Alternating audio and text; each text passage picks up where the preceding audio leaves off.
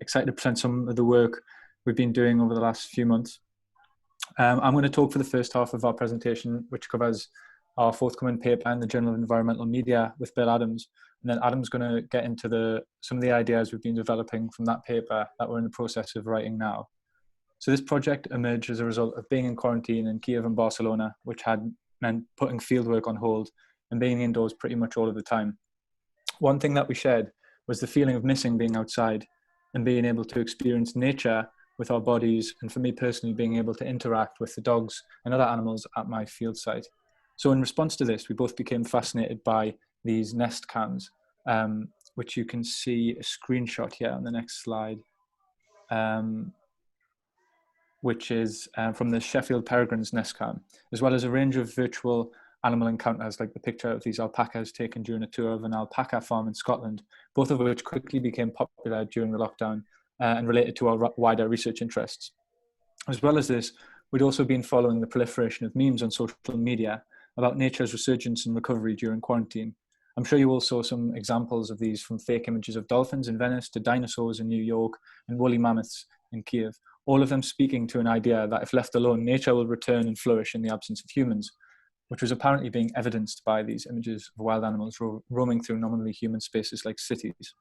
So coming back to the current work then, we aim to think through the various ways in which people were encountering animals digitally during quarantine, which then built on to a larger project concerning liveness. Our first example is of Critchley cameos, in which historically farmed animals found their way into the video calls of paying customers, from birthday parties to the corporate meetings of the Zoom company itself. From March 2020, a range of US animal sanctuaries close to the public during quarantine started offering online tours, which exploded in popularity, eventually reaching the UK, like you've seen with the picture of the Scottish alpacas. These virtual animal encounters seem to offer quarantine people comfort from the monotony of the indoors, whilst also keeping animal sanctuaries economically afloat, or in fact boosting their revenues beyond pre-quarantine levels. Within these calls, the sanctuaries were able to spread their activist messages around animal rights and welfare by generating an effective virtual encounter between the animal on screen and the viewer, not massively dissimilar from the normal mode of operation. And this shows how these digital mediations recruit animals into a particular ideological frame, which was not always welcomed, but also that the animals are enrolled in a particular form of encounter value production, which is something that's discussed by Man Barrower and Adam's going to touch on later. Our next example draws from my own PhD research, which is based in the Chernobyl exclusion zone in Ukraine, the site of the 1986 nuclear disaster, which has now become what I'm sort of thinking about it as an Anthropocene nature reserve. One chapter of my thesis is on the ways in which some of the dogs living in the zone have become social media stars and are also enrolled in forms of encounter value production, often attracting visitors to the site. So during quarantine, an NGO that I work closely with that takes care of the dogs of Chernobyl began an Airbnb virtual experience in which customers could pay to meet and virtually feed dogs in the zone. These tours quickly became the most popular experience on Airbnb globally, again showing the potential for digitally mediated animals to produce encounter value. In contrast to the farm animals, though, these dogs are between domestic and feral, and some of them are unapproachable if you're not familiar with them.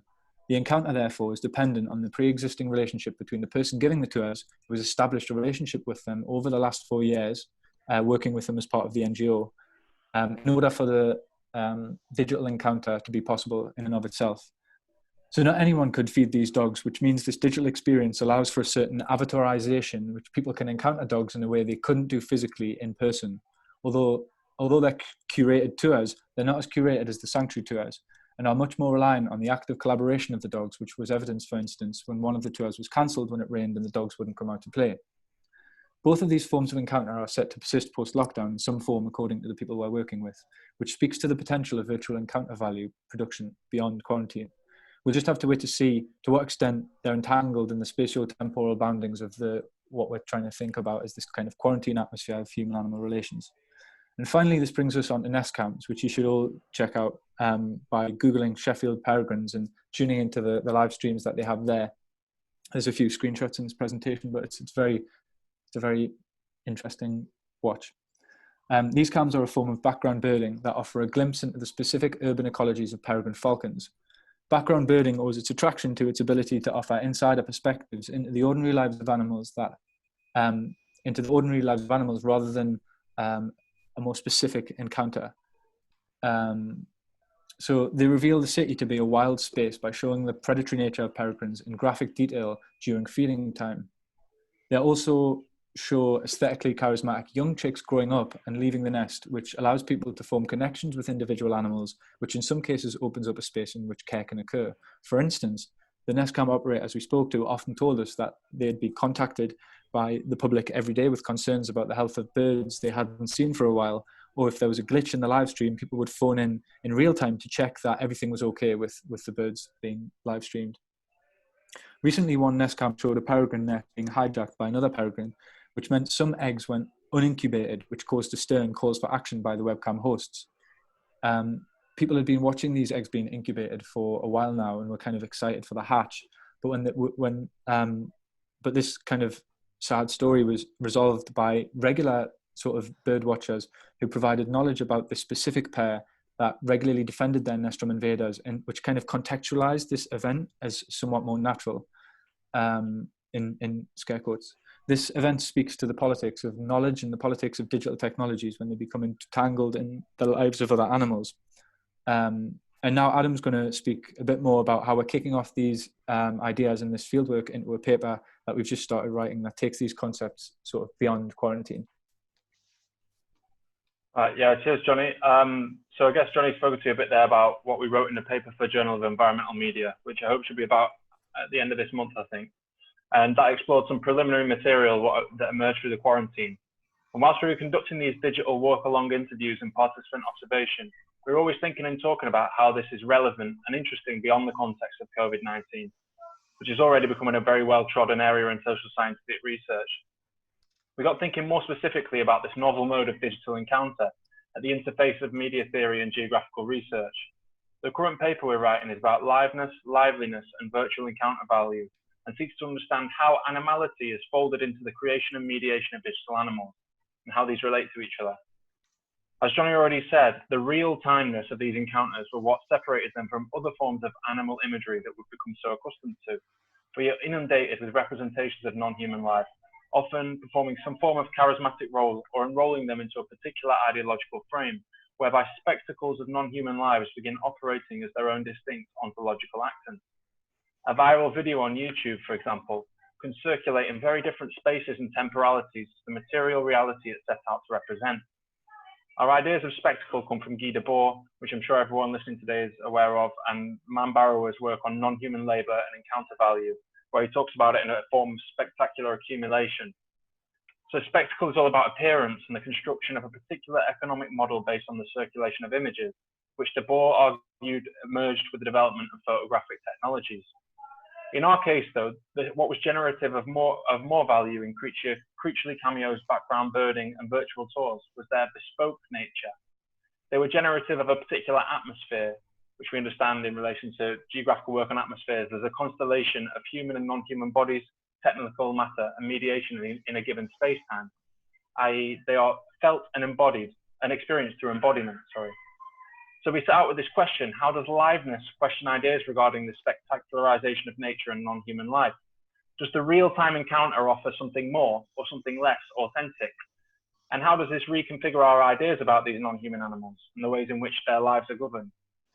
And as we showed with our material on peregrine nest cams, the real-time live encounters have been around for a few decades.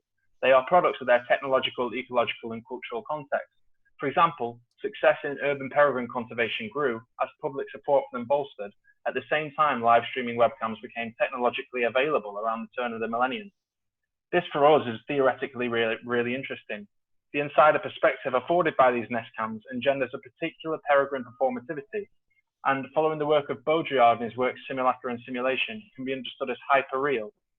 We understand hyperreal as something different to the spectacle, not something extracted and accumulated, however, still generative of uncanny encounter markedly different from those which occur in quotes, in person.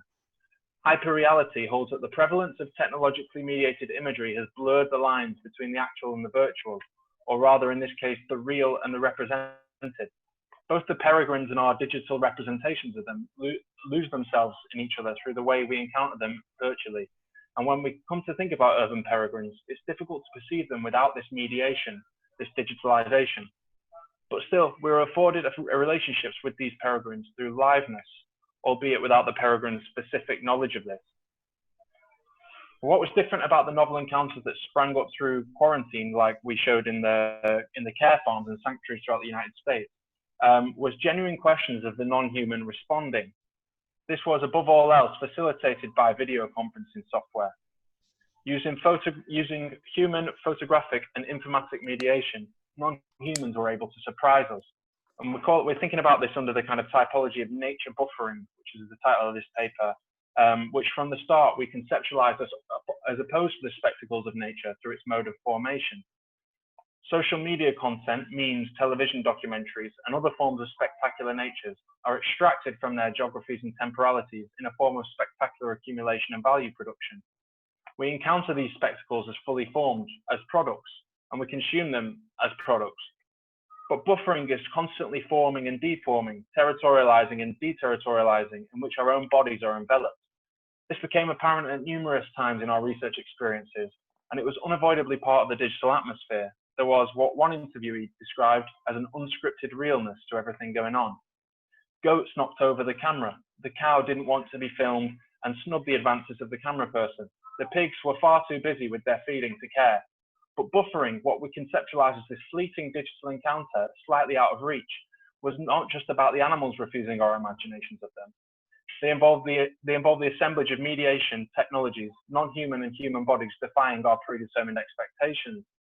This came in the form of a finger accidentally blocking the lens or a lag in the connection.